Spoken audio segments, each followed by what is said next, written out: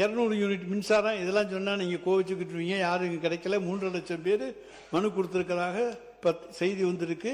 பலர் இன்றைக்கு காத்துக்கிட்டு இருக்காங்க. யாரும் கிடைக்கல. இன்றைக்கி மகளிர் உரிமை தொகை அதுவும் கிடைக்கல. ஆனால் எங்கே இருக்கிறார் எங்களுடைய தலைவர் என்று கேட்டவர்களுக்கு சொல்லுகிறோம், மகளிர் உரிமை தொகை வாங்குகிற ஒவ்வொருவருடைய உள்ளத்திலும் இருக்கிறார். தமிழ்நாட்டு மக்களுடைய இதயங்களிலே அவர் இருக்க செய்திருக்கின்றோம். ஆனால் ஓட்டு போடுற அந்த நேரத்தில் மட்டும்தான் சின்ன குழந்தைங்க போய் அங்கே போய் குறுக்கால புகுந்து அவங்களுக்கு எந்த திட்டமும் தெரியலை. ஆனால் நிச்சயமாக நீங்கள் இப்போ சொல்லியிருக்கீங்க பாருங்க, அண்ணன் சீர் அது கொடுக்க முடியாது 832 கோடி ரூபாயில். ஏன்னா 2022-23 மட்டும் நாங்கள் மூவாலூர் ராமாமிர்தம் அம்மையார், அதை போல முத்துலட்சுமி ரெட்டி அம்மையார் திருமண உதவி திட்டம், இந்த திட்டங்களில் கொடுத்த பெண்களுடைய எண்ணிக்கை மட்டும் 1 லட்சம். அப்ப எல்லா பெண்களும் என்று எடுத்துக்கோனா நிச்சயமா 2 லட்சம் 3 லட்சம் பேர் வருவாங்க. நீ தங்கம் 1,05,000 ரூபா, உங்க அதிர்ஷ்டம் 1 லட்சத்துக்கு வரட்டும், புடவை 10,000க்கு வரட்டும். 1,10,000 1 லட்சமா ஆக்கினா கூட 2,000 கோடி ரூபாய்க்கு குறையாமல் தாலிக்கு இன்றைக்கு நீங்கள் மாமன் சீர் தருவீர்கள், அண்ணன் சீர் தருகிறீர்களே, அதற்கு வேண்டும். ஆனால் அதற்கு ஒதுக்கி இருப்பது 832 கோடி ரூபாய் மட்டும்தான் நிதியமைச்சர் அவர்களே. அதே போல ஒவ்வொரு சைக்கிள் சொல்றீங்க, அது நாங்கள் 3,900 ரூபாயில சைக்கிள் கொடுத்தோம். இப்போ சூப்பர் சைக்கிள் கொடுக்க போறீங்க 8,000 ரூபான்னு சொல்றாங்க.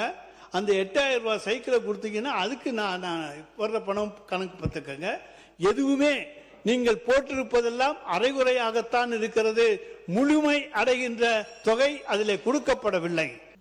அவங்க தலைவரை எங்கே தேடுவோன்னு சொல்லியிருக்கிறாங்க, எங்கே கண்டுபிடிப்போம்னு சொல்லியிருக்காங்க, எங்கே பார்க்க முடியும்னு சொல்லியிருக்காங்க. மகள் உரிமை தொகையை பற்றி நீங்கள் கேட்டிங்கன்னா தலைவர் நேம் தான் வரும்னு சொல்லியிருக்கீங்க. ஏன் இன்னும் அடிஷ்னலாக ஒன்று நீங்கள் மிஸ் பண்ணிட்டீங்க. தமிழ்நாட்டில் இருக்கிற ஒவ்வொரு தலைமையிலையும் 1,28,000 கடன் விட்டது போனது நீங்கள் தான். அங்கே தான் அவர் தேடணும்னு நினைக்கிறேன் நான். ஒரு ஹெட் கவுண்ட் மேலேயோ 1,28,000 கடன் இருக்கு சார்.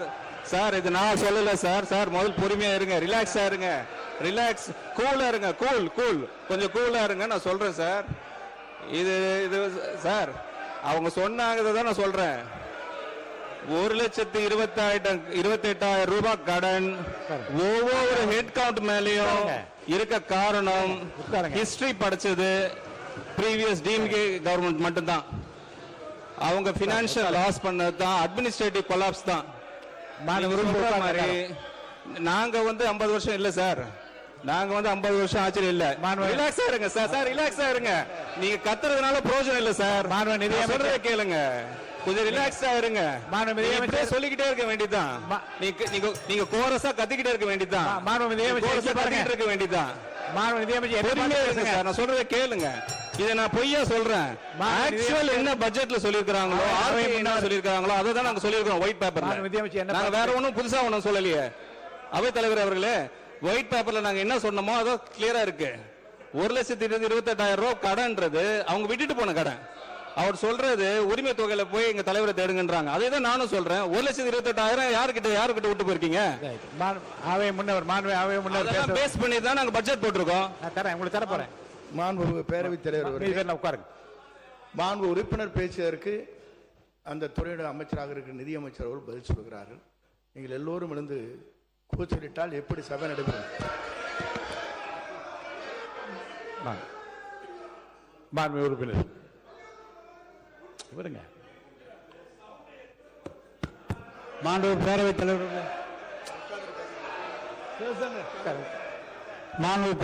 அவர்களே, நீதித்துறை பட்ஜெட் தாக்கல் பண்ண பிறகு நீதித்துறை செயலாளர் அவர்கள் விளக்கமாக சொல்லியிருக்கிறார். கடன் என்பது இன்னும் 50 ஆண்டு காலம் போனால் கூட அது அடைப்பதற்கு வாய்ப்பு இல்லை.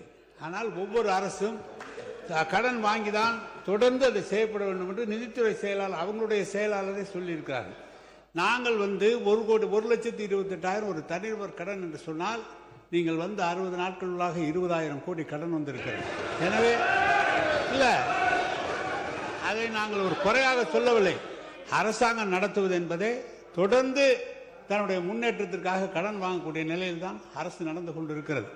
இன்னும் சொல்ல போனால் இதை ஒரு அரசு எவ்வளவு கடன் வாங்க வேண்டும் என்று நிர்ணயிப்பதே ரிசர்வ் பேங்க். அவங்களுடைய அனுமதி இல்லாமல் கடன் வாங்க முடியாது. எனவே வருவாய் இருக்கிற போது ரிசர்வ் பேங்குடைய அனுமதியை பெற்று தான் கடன் வாங்கி இருக்கிறோம். எவ்வளவு கடன் அல்ல, எவ்வளவு திட்டங்கள் நிறைவேறி இருக்கிறது என்பதை பாருங்கள், எவ்வளவு புதிய திட்டங்கள் வந்திருக்கிறது என்பதை பாருங்கள். அதுதான் மாண்புமிகு உறுப்பினர் விஜய் சரவணன் அவர்கள்.